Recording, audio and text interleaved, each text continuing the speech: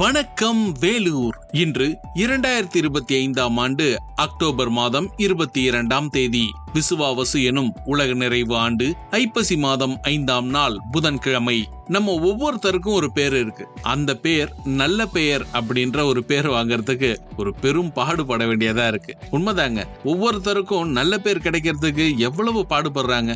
சில பேர் கடுமையா உழைக்கிறாங்க, ஒரு சிலர் ஸ்மார்ட்டா ஒர்க் பண்ணிட்டு அந்த நல்ல பேரை வாங்கிட்டு போயிடுறாங்க, ஒரு சிலர் அடுத்தவங்களை போட்டு கொடுத்து அந்த நல்ல பேர் வாங்குறாங்க. ஆனா இது எல்லாத்தையும் தாண்டி ஒரு உன்னதமான கருத்து ஒண்ணு இருக்கு. பேருன்றது வெறும் பேர் மட்டும்தான். இந்த உலகத்துல இருக்கக்கூடிய எல்லாரும் கூப்பிடுறதுனாலதான் அந்த பேர் இந்த ஒரு பொருளுக்கு இல்ல இந்த ஒரு நபருக்கு அங்கீகரிக்கப்படுது. அந்த பேர் ஒரு கிரீடம் மாதிரி நல்ல பிரகாசமா இருக்கும். ஒரு சில நேரங்கள் அந்த கிரீடத்தை எடுத்து ஒளிச்சு வச்சிடற மாதிரி இல்ல வேற யாராவது திருடிட்டு கூட போயிடுவாங்க. ஆனா நம்ம இதயத்துக்குள்ள துடிச்சுக்கிட்டே இருக்கக்கூடிய அந்த பேர் இருக்கு பாத்தீங்களா, அது இன்னைக்கு நேத்து கிடையாது. நம்மளோட குழந்தை பருவத்தில இருந்து ஆரம்பிச்ச ஒரு விஷயம். பொதுவா நம்ம எல்லாருக்கும் பிறந்த உடனே பேர் வச்சிருவாங்க. ஆனா ஒரு வயசு ஆகும்போதுதான் இது நம்மோட பேர் அப்படின்றது நமக்கு புரியவே தொடங்கும். அந்த ஒரு வருஷம் திரும்ப திரும்ப எல்லாரும் நம்ம பேரை சொல்லிதான் இதுதான் நம்ம பேருன்னு நமக்கே ஒரு புரிதல் ஏற்படும். ஆனா உண்மையிலேயே அந்த பேருக்கு நம்ம உரித்தானவங்களா செயல்படுறோமா அப்படின்றதுதான் இங்க கேள்வி. அந்த ஒரு வயசுல இருந்து இன்னைக்கு வரைக்கும் நம்ம செயல்பட்டுக்கிட்டே இருக்கிறது எதுக்கு? என்னோட பேரு சொல்லும் போது 4 பேர் கை தட்டணும்.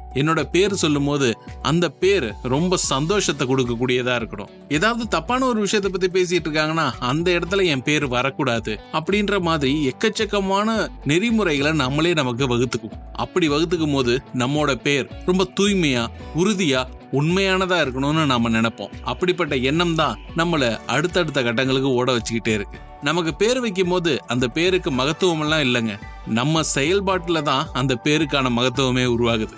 நீங்க யாருன்றத உங்க பேரு தீர்மானிக்கிறது இல்ல, உங்க பேருக்கான மதிப்பை நீங்க தான் உருவாக்குறீங்க.